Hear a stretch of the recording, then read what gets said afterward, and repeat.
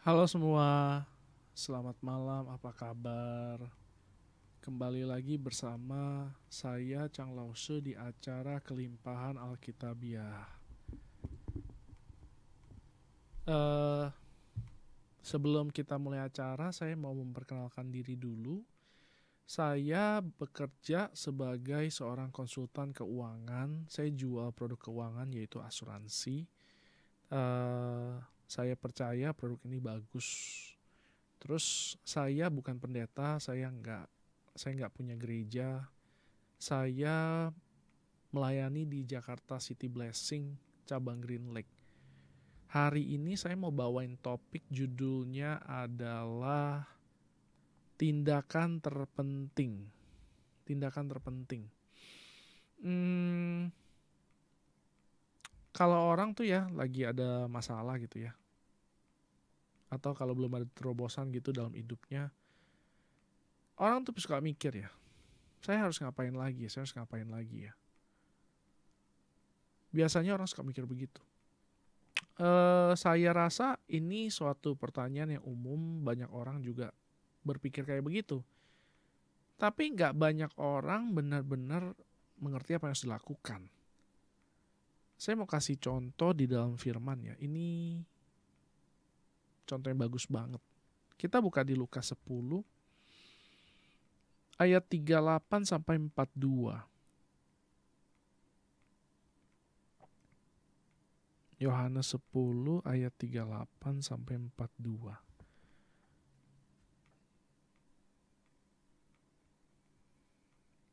Oh, Lukas 10 ayat 38 sampai 42. Ketika Yesus dan murid-muridnya dalam perjalanan, tibalah ia di suatu kampung. Seorang perempuan yang bernama Marta menerima dia di rumahnya. Perempuan itu mempunyai seorang saudara yang bernama Maria. Maria ini duduk di dekat kaki Tuhan dan terus mendengarkan perkataannya. Sedang Marta sibuk sekali melayani. Ia mendekati Yesus dan berkata, "Tuhan, tidakkah engkau peduli bahwa saudaraku membiarkan aku melayani seorang diri? Suruhlah dia membantu aku." Tetapi Tuhan menjawabnya, "Marta, Marta, engkau khawatir dan menyusahkan diri dengan banyak perkara. Tetapi hanya satu saja yang perlu. Maria telah memilih bagian yang terbaik yang tidak akan diambil daripadanya." Nah, kita bayangkan satu skenario nih. Yesus ini kan dia kan datang kan sama murid-muridnya. Jadi total kan 13 orang. Zaman itu belum ada yang namanya bisnis hotel. Zaman itu orang-orang biasanya kalau misalnya mereka pergi kemana-mana ke Israel, mereka itu bakal menunggu sampai ada orang yang menerima mereka. Ini adat istiadatnya. Nah, jadi Yesus ini dan murid-muridnya ini tinggal di rumahnya satu orang namanya Marta nih.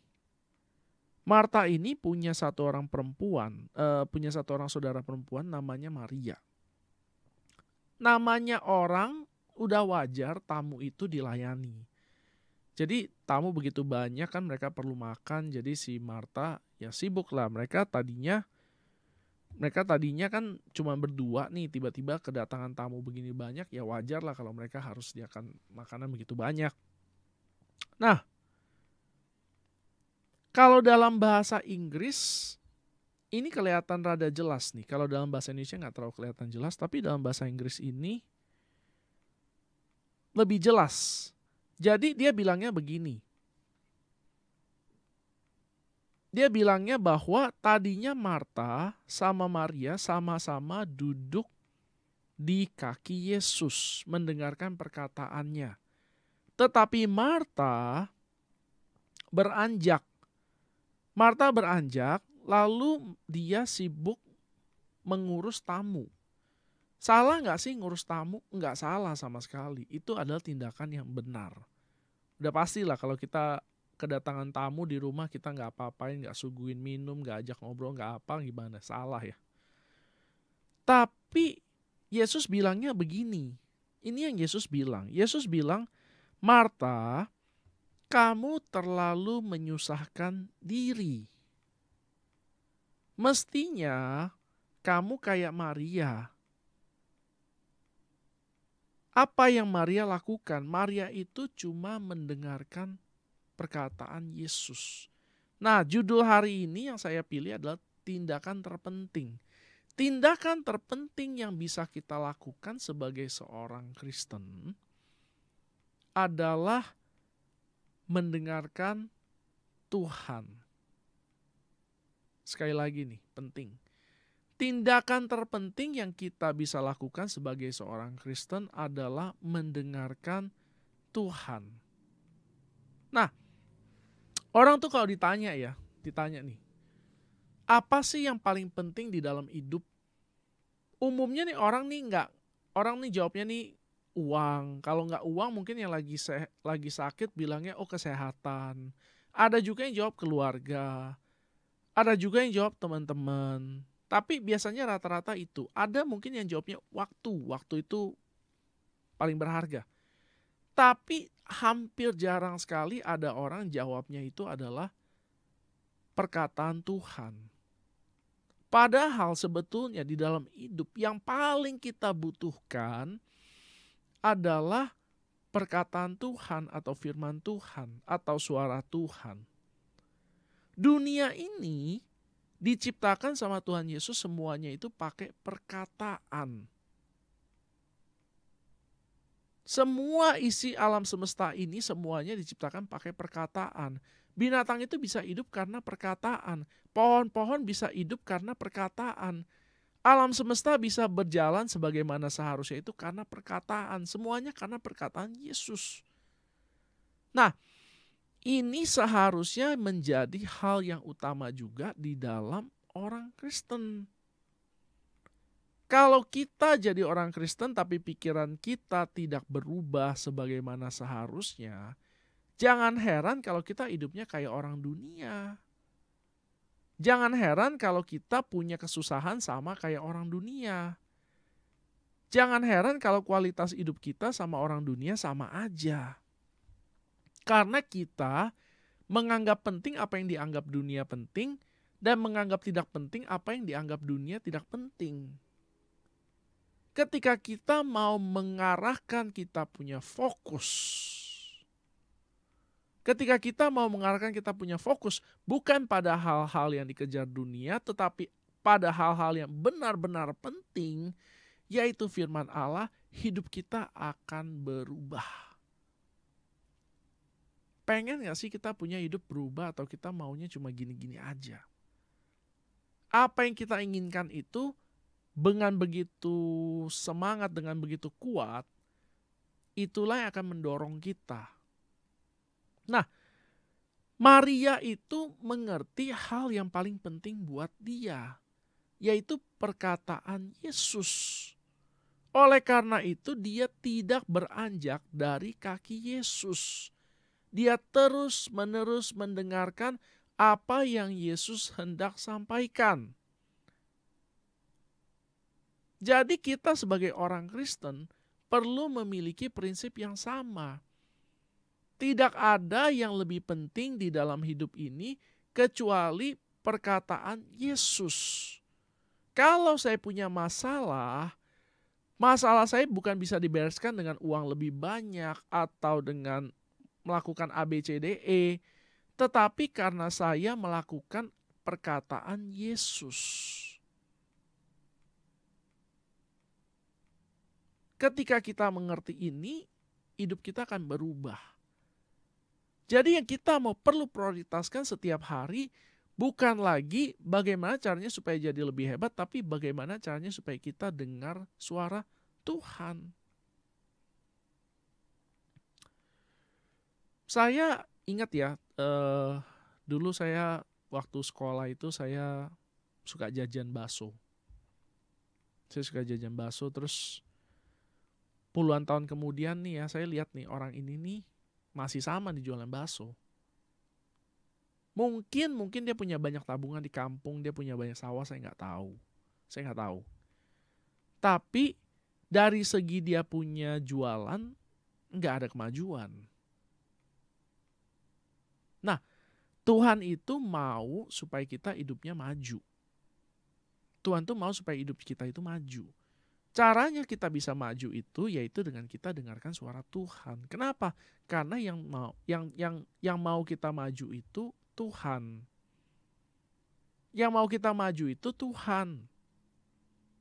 Jadi kita mesti mulai memfokuskan apa yang Tuhan mau ngomong sama kita dan bukan berfokus sama apa yang kita harus lakukan. Ketika kita mulai berfokus sama apa yang Tuhan ngomong, kita akan mulai melihat ada kemajuan di dalam hidup. Udah pasti. Kalau misalnya, tapi ini kadang-kadang butuh waktu. Jangan khawatir, kita bersabar. Asal kita lakukan hal yang benar, cuma soal waktu kita akan kelihatan aja. Kalau misalnya orang ya mau bangun bangunan ya, itu apalagi kalau bangunannya tinggi gitu, itu dia punya tingkat kelurusannya itu ya mesti sangat diperhitungkan. Kenapa? Kalau misalnya dia bangun gedung tinggi ya, 50 lantai misalnya, itu kalau misalnya selisih 1 derajat aja, ditarik ke atas itu tuh bangunannya bisa sangat miring. Dulu itu menara Pisa, menara miring di Italia itu ya, itu miringnya nggak terlalu parah. Awalnya itu miringnya cuma sedikit. Tapi karena dia miring, makin lama dia makin berat sehingga dia makin lama makin miring. Sampai akhirnya harus direstorasi.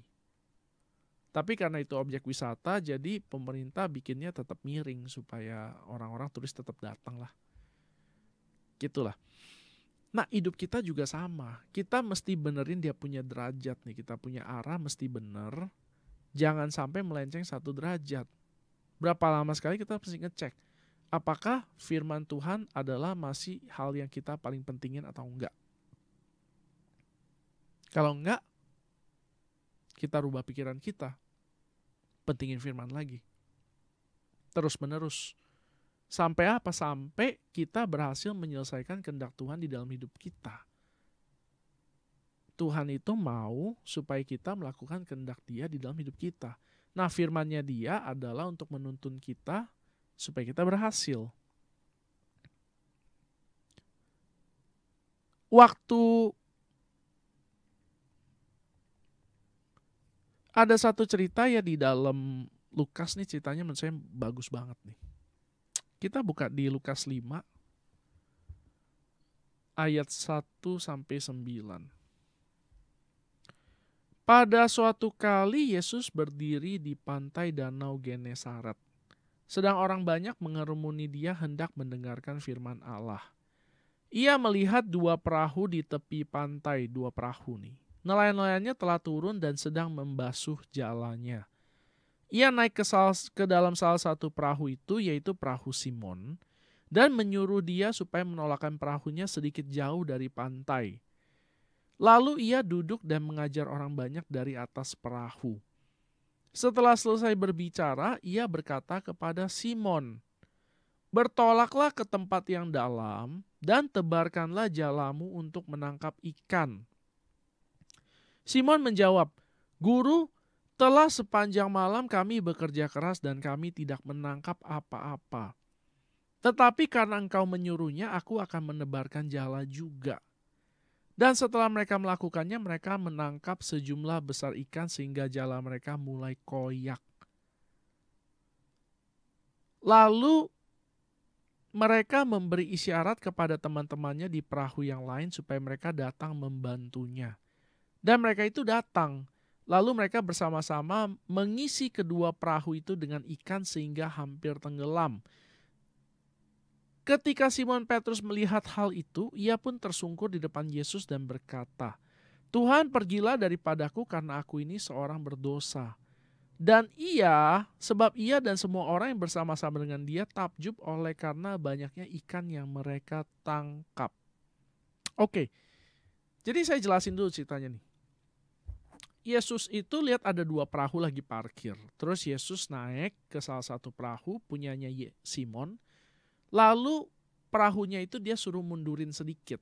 Kenapa perlu dimundurin sedikit? Karena orang banyak mau dengerin Yesus ngomong. Kalau terlalu dekat, nanti Yesusnya didesak-desak.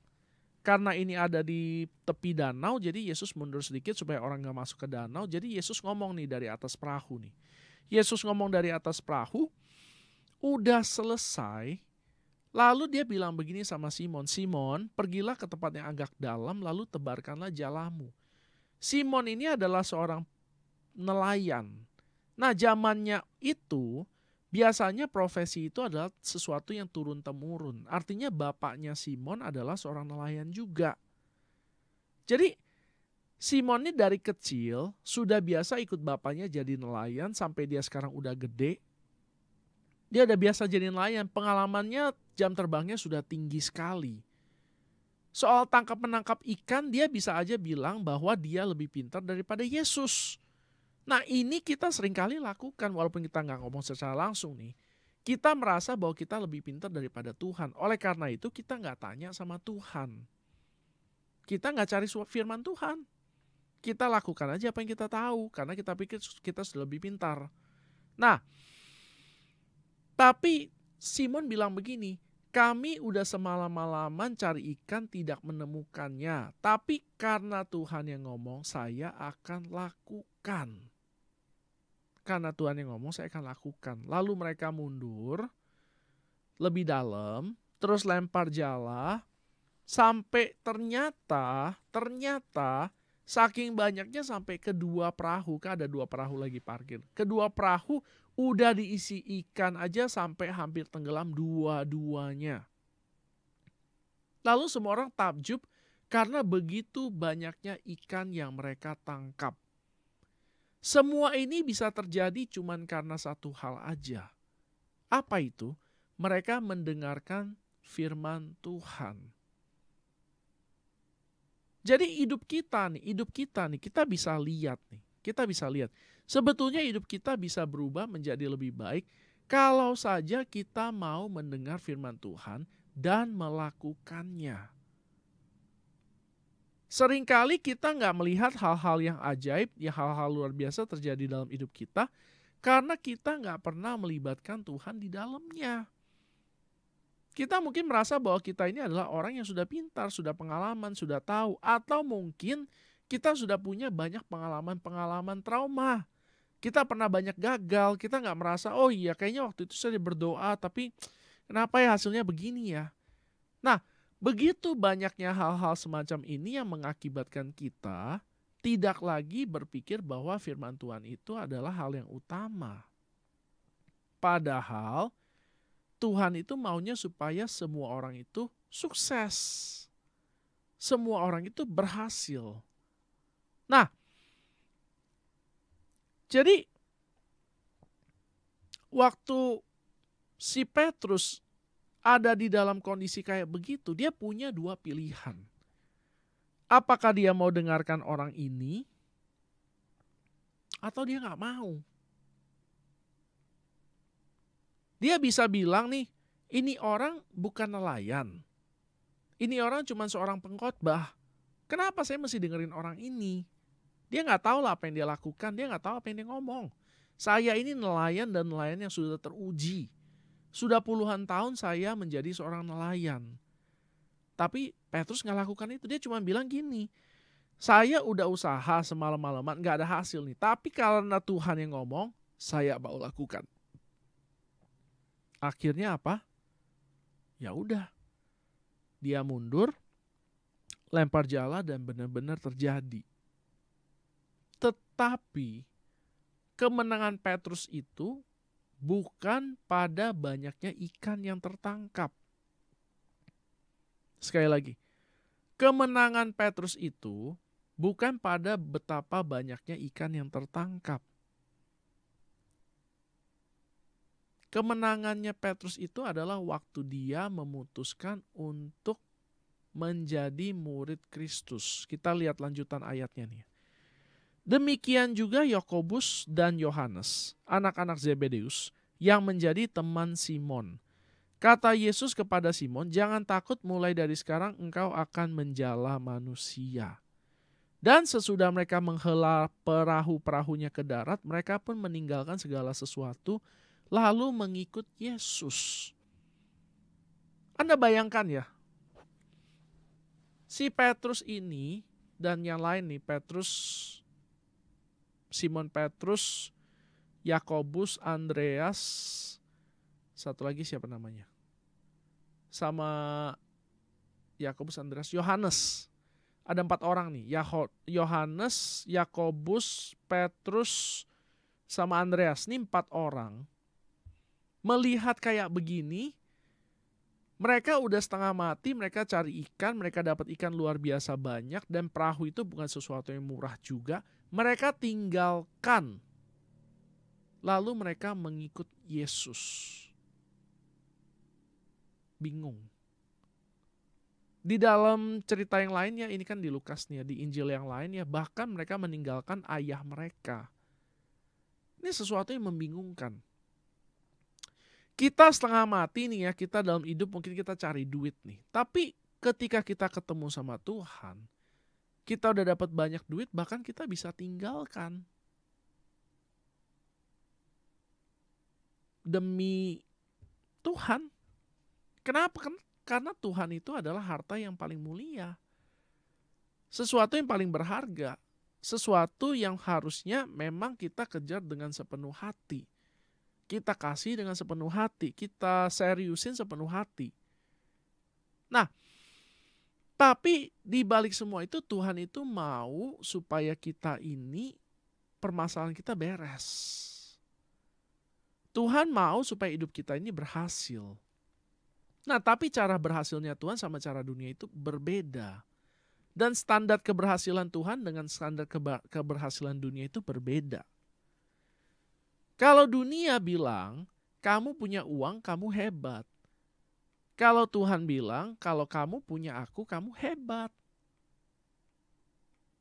Jadi, firman Tuhan itu memastikan kita ini bukan cuma sekedar punya penghidupan. Penghidupan penting dong, udah pasti dong. Udah pasti.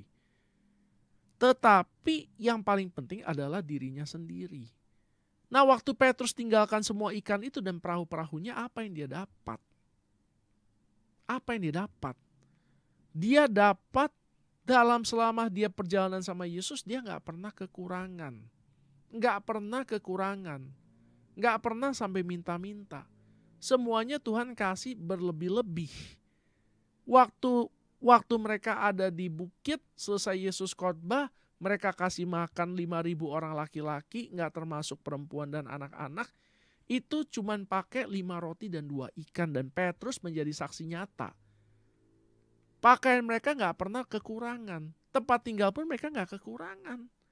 Gak pernah. Bahkan Petrus bilang begini sama Yesus, "Kami udah tinggalkan segala sesuatu buat ngikut engkau. Apa yang kau akan beri?" Tuhan bilang segala sesuatu yang kamu lepaskan demi Tuhan akan diberikan 100 kali lipat. Jadi Tuhan itu punya rencana yang jauh lebih luar biasa daripada rencana kita sendiri. Nah, kita cuman bisa dapetin rencana Allah yang luar biasa itu kalau kita terbuka sama firman-Nya Allah. Kita terbuka buat kita dengar dan kita lakukan firman Allah itu. Perkataan Tuhan itu. Oleh karena itu, kita perlu ngecek nih. Apa yang kita perlu cek adalah, apakah kita sekarang hidup berdasarkan firman atau tidak? Kalau tidak, bagaimana? Kita harus bertobat. Kita mulai hiduplah berdasarkan firman Tuhan. Hiduplah berdasarkan firman Tuhan. Jangan lagi hidup berdasarkan hawa nafsu, berdasarkan uang, berdasarkan perasaan-perasaan, tetapi hiduplah berdasarkan firman. Cuman ini satu-satunya cara supaya kita bisa memiliki hidup yang benar-benar berkualitas. Cuma ini satu-satunya cara supaya kita bisa punya hidup yang benar-benar luar biasa. Yaitu kalau kita dengan sepenuh hati mencari firman Tuhan dan melakukannya. Sampai sini dulu. Kita break dulu. Kalau ada yang mau kasih komen atau mau tanya, silakan kontak saya ke 0819 3218 4218. Sekali lagi 0819 3218 4218. Oke, kita lanjut ya. Saya mau bahas yang ini, pentingnya perkataan Tuhan ini sedikit lagi. Ini Ulangan 8 ayat 2 sampai, saya bacain aja lah. Ingatlah kepada seluruh perjalanan yang kau lakukan atas kehendak Tuhan Allahmu di padang gurun selama 40 tahun ini dengan maksud merendahkan hatimu dan mencobai engkau untuk mengetahui apa yang ada di dalam hatimu, yakni apakah engkau berpegang pada perintahnya atau tidak.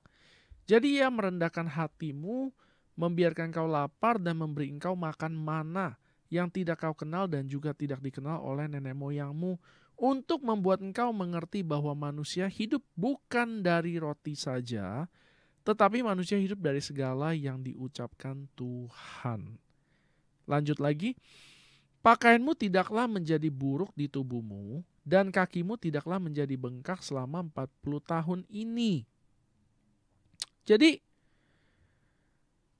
waktu itu bangsa Israel itu diajar sama Tuhan. Selama 40 tahun mereka putar-putar di padang gurun itu. Tuhan cuma mau ngomong nih sama mereka nih. Nah, ini butuh waktu 40 tahun buat ajarin mereka. Bahwa sebetulnya mereka hidupnya itu bukan bergantung pada hal-hal jasmani saja. Yang paling utama yang mereka butuhkan adalah firman Tuhan. Nah, dengan ini sekarang saya mau bahas nih, kenapa kita tidak mendengar suara Tuhan. Orang itu tuh kalau doa ya, orang kalau doa, umumnya nih kalau mereka doa, mereka bilangnya, Tuhan, saya pengen ini. Saya berdoa supaya ini terjadi. Saya mau supaya ini datang ke dalam hidup saya. Salah nggak berdoa kayak begitu? Ini bukan soal salah. Ini adalah soal hubungan. Doa itu adalah soal hubungan. Kita perlakukan Tuhan sebagai Tuhan atau kita perlakukan Tuhan sebagai jin. Kalau tuh kita perlakukan Tuhan sebagai jin, ya udah kita kasih tahu aja apa permintaan kita. Tapi kalau kita perlakukan Tuhan sebagai Tuhan, kita bangunlah hubungan sama Dia. Tuhan, saya pengen supaya ini lancar Tuhan. Tapi menurut Tuhan bagaimana? Tuhan, saya pengen bisnis ini. Menurut Tuhan gimana? Tuhan, saya mau supaya pekerjaan saya berhasil. Menurut Tuhan bagaimana? Nah, ini menimbulkan hubungan. Anak saya yang gede sekarang umur 2 tahun. Umur 2 tahun. Yang kecil baru 3 minggu. Anak saya yang pertama ini dia belum bisa ngomong lancar. Dia udah bisa ngomong beberapa kata, tapi belum bisa ngomong lancar, belum bisa kalimat. Jadi seringkali saya harus menebak-nebak apa yang dia mau. Nah, buat anak umur 2 tahun adalah wajar dia itu cuma meminta sesuatu sama saya. Wajar, kenapa? Namanya anak kecil. Tapi kalau anak saya sampai nanti umur 50 tahun, kerjanya masih cuma minta-minta doang, nggak ada bangun hubungan, ini nggak wajar. Kita ini perlu ingat, namanya kekristenan itu yang utama itu adalah hubungan sama Tuhan. Oleh karena itu berdoa bukan buat minta-minta, tapi buat bangun hubungan. Kita ngobrol. Tuhan, kalau misalnya begini, bagaimana menurut Tuhan? Kalau begini, gimana menurut Tuhan? Tuhan, aku rasa ya hari ini adalah hari yang indah yang Tuhan udah ciptain buat aku. Aku mau bersyukur, mau berterima kasih. Ini adalah cara kita membangun hubungan. Nah, ketika kita mulai menganggap Tuhan itu sebagai pribadi dan bukan sebagai satu jin, kita punya langkah sudah benar. Kita punya langkah sudah benar. Nah, ada dua alasan kenapa kita tidak mendengar suara Tuhan di dalam hidup. Dua alasan. Pertama adalah kita tidak percaya bahwa Dia bisa ngomong sama kita.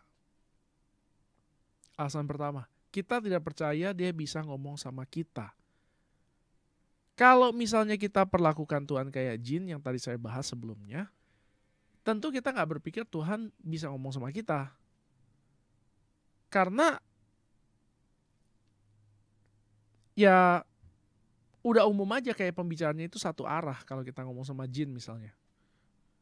Tapi kalau misalnya kita perlakukan Tuhan sebagai Tuhan ya pembicaranya umum dua arah. Nah, kita lihat satu ayat di Yohanes 10 ayat 27.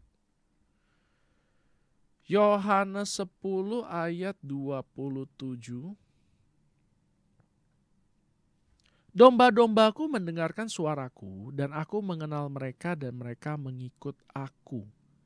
Jadi orang itu bisa nggak percaya bahwa Tuhan bisa ngomong.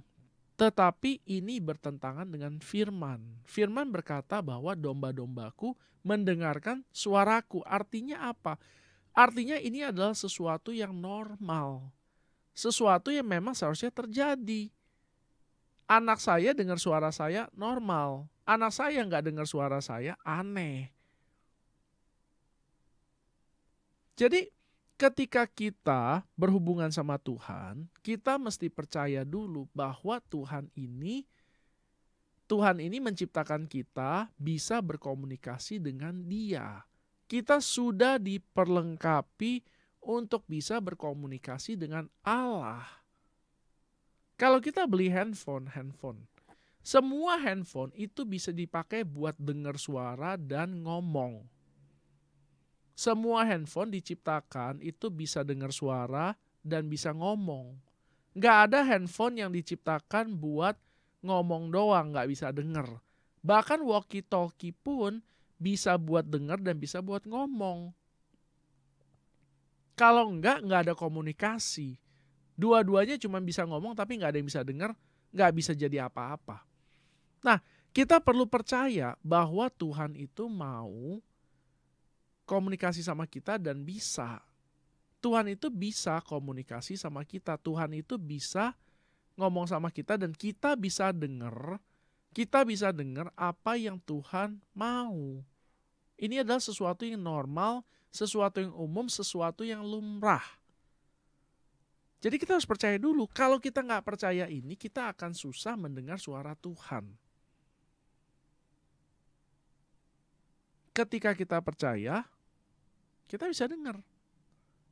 Nah, hal kedua, kenapa kita tidak mendengar suara Tuhan itu? Karena kita tidak mau dengar. Kita tidak mau dengar. Orang itu seringkali sebetulnya lebih sering memblok, menahan suara Tuhan supaya nggak nyampe kepada mereka. Ini seringkali terjadi. Orang itu nggak mau. Bukan nggak bisa, tapi nggak mau. Kenapa bisa begitu? Orang takut sama apa yang Tuhan mau ngomong. Mereka takut bahwa Tuhan itu suruh mereka lakukan sesuatu yang mereka nggak sanggup. Jadi mereka memutuskan untuk tidak mau lakukan. Padahal Tuhan itu mau yang terbaik buat kita. Tuhan mau supaya hidup kita itu penuh dengan damai sejahtera, sukacita, dan berkat. Tapi kalau misalnya kita tidak mengizinkan Tuhan buat ngomong ke dalam hidup kita, ya Tuhan nggak ngomong. Tuhan itu gentleman. Kalau kita nggak kasih Tuhan ngomong, dia nggak akan ngomong. Tapi kalau kita pengen, kita bersemangat, kalau kita mau berharap gitu supaya Tuhan ngomong sama kita, Tuhan akan ngomong sama kita. Jadi Kita itu perlu percaya bahwa Tuhan itu bisa ngomong sama kita dan Tuhan itu mau. Dan kitanya perlu mau buat meresponi itu. Kalau kita nggak mau ya Tuhan nggak ngomong. Bukan Tuhan yang nggak bisa, Tuhan nggak ngomong. Kenapa? Karena Tuhan itu adalah Tuhan yang baik. Dia nggak memaksakan kehendak dia kepada kita. Tuhan itu gentleman. Nah, apa akibatnya kalau kita sudah dengar suara Tuhan, lalu kita tidak mau lakukan? Apa akibatnya kalau kita dengar suara Tuhan, tapi kita tidak mau lakukan? Ketika kita dengar suara Tuhan, kita nggak mau lakukan. Kita ini sedang membuat satu lapisan di telinga rohani kita. Semakin sering kita abaikan suara Tuhan, semakin tebal lapisan itu. Lama-lama lapisan itu begitu tebal sehingga kita menjadi kesulitan untuk mendengar suara Tuhan. Sama kayak misalnya orang nih kupingnya nggak pernah dikorek gitu. Jadi ada wax tai kuping, itu nggak pernah korek, makin lama makin dalam, makin tebal, makin lama makin dalam, makin tebal, sampai akhirnya kurang sensitif lagi sama suara. Nah hati kita, hati telinga hati kita itu bisa menjadi tidak sensitif dengan suara Allah karena kita sering mengabaikan. Masalahnya itu bukan Tuhan yang ngomong, masalahnya itu adalah kita tidak mau dengar. Atau kita tidak menyiapkan diri untuk mendengar. Atau kita udah dengar, kita nggak mau lakukan. Ketika ini terjadi, kita sedang menumpuk lapisan-lapisan untuk membuat kita semakin sulit mendengar suara Tuhan. Terus bagaimana dong kalau begitu? Pertama-tama kita harus bertobat. Tuhan, aku mau dong supaya bisa dengar suara Tuhan lagi. Ini kita harus lakukan. Tuhan, waktu itu saya salah. Saya nggak dengar suara Tuhan, saya salah. Habis itu apa? Lakukan lagi apa yang Tuhan kasih tahu sama kita terakhir. Terakhir Tuhan ngomong apa, itu yang kita lakukan. Terakhir yang Tuhan ngomong, itulah yang kita lakukan. Sehingga apa? Sehingga kita punya lapisan di dalam telinga hati kita luruh. Sehingga kita menjadi sensitif. Semakin kita mengeraskan hati, semakin kita akan sulit mendengar suara Tuhan. Semakin kita taat, semakin kita akan bisa mendengar suara Tuhan. Tentu saja ini semua berbicara dari segi hubungan. Dalam arti kita ini bukan jadi robot nih. Kita dengar suara Tuhan, kita lakukan. Kita dengar suara Tuhan, kita lakukan kayak kita robot. Bukan. Ini semua konteksnya adalah hubungan. Artinya waktu kita berdoa, waktu kita cari Tuhan, kita perlu dengar Tuhan ini ngomong apa sama kita dan itulah yang kita perlu lakukan. Kalau Tuhan bilang sama kita suruh ampuni, kita ampuni. Tuhan bilang sama kita soal pekerjaan, misalnya kita harus lakukan cara A, lakukan cara A. Lakukan pekerjaan kita cara B, lakukan cara B. Ini yang kita harus lakukan. Semakin kita sering mendengar dan melakukannya, semakin Tuhan akan memberikan banyak instruksi. Semakin banyak instruksi yang kita lakukan, semakin membuktikan kepada Tuhan bahwa kita ini dapat dipercaya. Semakin kita dapat dipercaya, semakin besar tanggung jawab yang Tuhan akan berikan kepada kita. Nah, banyak orang nih mau tanggung jawab yang besar, tidak mau kerjanya yang besar, tidak mau dengarnya yang benar. Tanya, siapa mau jadi direktur? Mungkin banyak orang angkat tangan. Siapa mau punya perusahaan gede kayak Gojek? Banyak orang angkat tangan. Tapi enggak semua orang punya kapasitas itu. Enggak semua orang punya kemampuan untuk tanggung jawab sebesar itu. Oleh karena itu Tuhan perlu menuntun kita dari hal-hal kecil terlebih dahulu. Kalau anak saya umur 2 tahun, saya suruh dia angkat barang 10 kilo, saya bodoh. Kalau Tuhan melihat kita nggak punya kapasitas itu, memberikan kita tanggung jawab yang besar,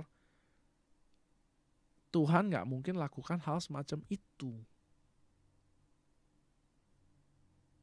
Jadi kita mesti belajar buat percaya Tuhan mau ngomong sama kita, dan kita buka hati kita lebar-lebar, supaya kita dengar apa yang Tuhan ngomong dan itu kita lakukan, maka kita akan menuju ke kehidupan. Yesus bilang begini, Yohanes 14 ayat 6. Aku adalah jalan, kebenaran, dan hidup. Jadi siapa yang mau hidupnya lebih baik, dengarkanlah suara Tuhan dan lakukanlah. Dengarkanlah suara Tuhan dan lakukanlah. Saya rasa saya mau akhiri siaran saya sampai sini aja. Sebelum saya tutup, saya mau kasih pengumuman. Yang pertama adalah kalau ada yang mau tanya, ada yang mau kasih komen, atau kalau ada yang mau memberi kepada acara ini. Nah, acara ini sebetulnya acara yang disponsorin lah. Orang itu sponsorin acara ini. Jadi silakan kontak ke nomor telepon saya 081932184218.